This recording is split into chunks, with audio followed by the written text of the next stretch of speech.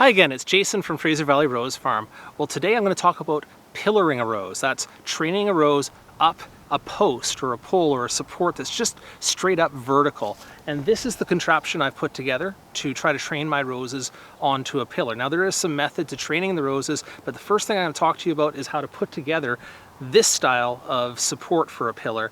And I'll go step by step through the process, just in case you want to build something just like this. I'll give you a good look at the material I'm using. This black pipe you see here is 1 3/8 inch chain link fence top rail, and as you can see here, I've used it before in one of my projects in the yard.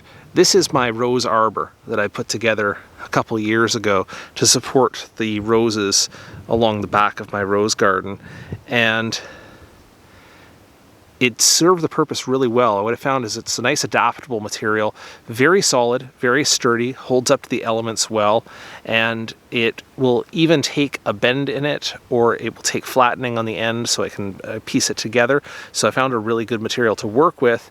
In the current project, my needs are much simpler. I won't have to bend it, but it does have one other feature, the way it locks together, that I found really useful and keeps the project really simple.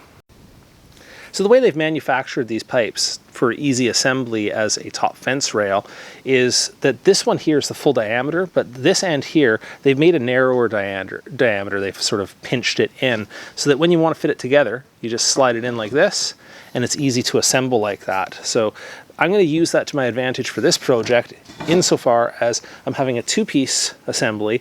The bottom end that's sticking out of the ground will be open like this, and the top side will be made from this end, so that when I want to slide it together, it's nice and easy to do so.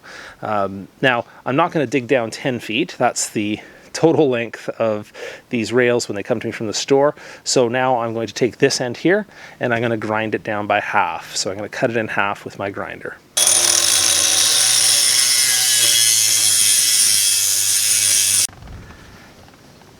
And with that done, I'll just use a metal file here to clean up any crazy sharp edges so that I don't end up inadvertently cutting myself on this end.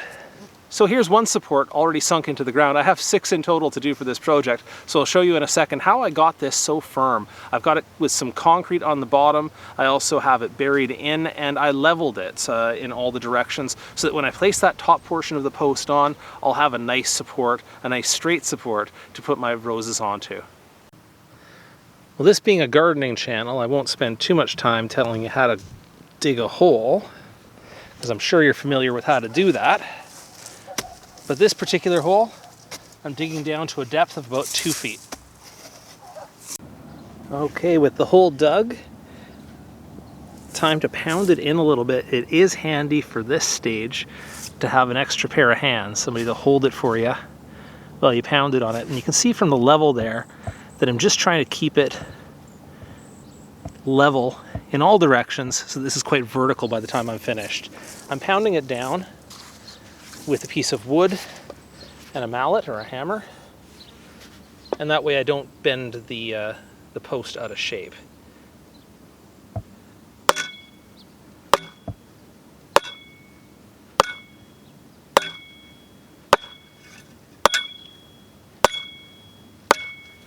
And good to check as you're doing it that the level is good this way, and that also the level is good this way. Let's come up this way a little more. There you go. And then post it in until it's nice and steady in the ground. And remember, of course, that I'll be putting concrete across the bottom as well after this, so it doesn't have to be entirely firm in the ground, just with the pounding. All mixed now. I'm going to put some in the bottom of that hole, and this hole is not all that wide, so it's probably going to take in total less than half a bag of concrete to get a stable base around that.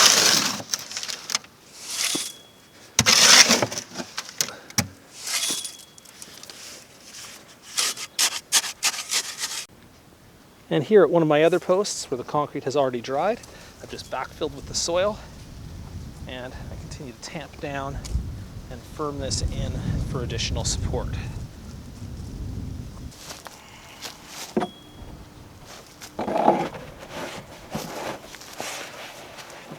So you can see that I've taken a large black pot here, I've slid it over top of this post, I drilled a hole in the bottom of the pot, and the reason I'm doing that is because I want to grow my pillar roses in a container, which of course you can do. You can grow climbers and pillar roses in a container so long as you provide enough soil in the container, and I think that this will be sufficient for my needs.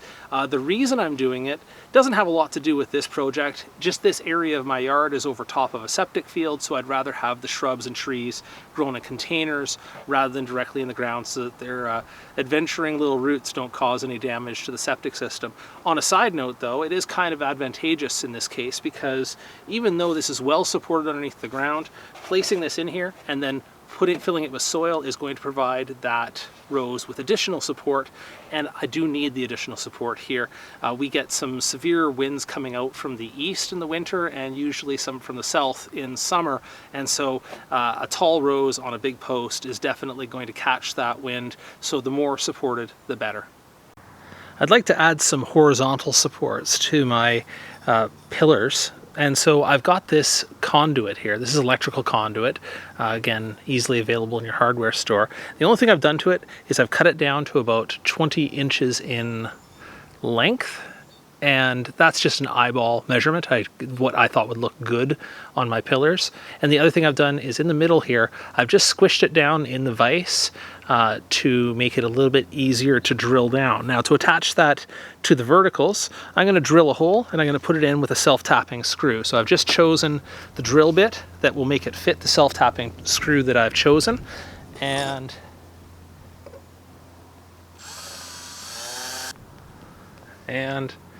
drilled straight through. And just before I attach them to the verticals, I'm just going to throw a couple of coats of black paint on here just so they match a little bit nicer. Having painted the horizontal supports now, I'm going to attach them to the vertical posts. Now I've chosen to drill this or pre-drill this to about every 18 inches so that I can have a support wherever I need it for my roses. And I'm putting it in with a self-tapping screw. I've only put a small pilot hole into the main bar, and we'll see how this goes.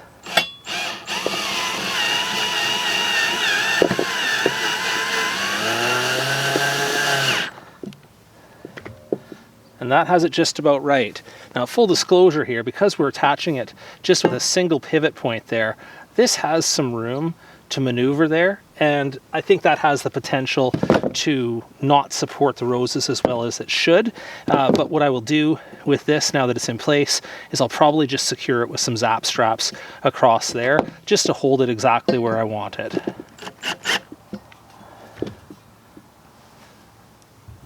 Final step of assembly, and quite possibly the easiest, is just taking this fully assembled top portion with the crossbars already attached and sliding it down into that secured post I have on the bottom.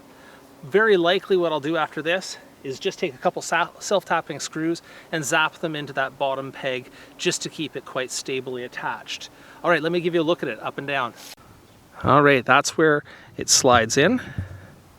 And looking up and down here, you can see that the crossbars, I've intentionally rotated them around. And yes, it is a tall beast. Probably in total about 12 feet. So it's going to support a tall pillar rose.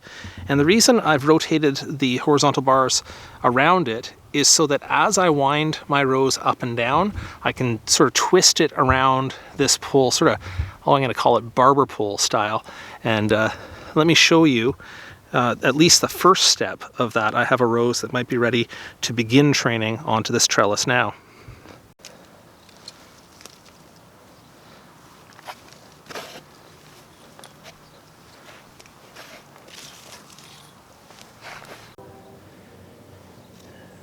So I'm going to test how much bend I can put into this. And if I could loop this around and underneath like this, I think I would do that. But I don't think the rose will take it. I think once I try to twist it back up this way, I'm going to break that stem. So the best I can do right now is to just bend this up and around. And as I did that, I did end up snapping off that very top portion of growth up there. So that's not an early victory, but I've got lots of time to work on training this. And the point of this is to, as much as you can, try to train it around and put some S loops or put some bends and try to get some horizontal sections. The more horizontal it is, the more likely it is that lateral shoots will break out from those nodes and give you flowers all the way up and down that stem.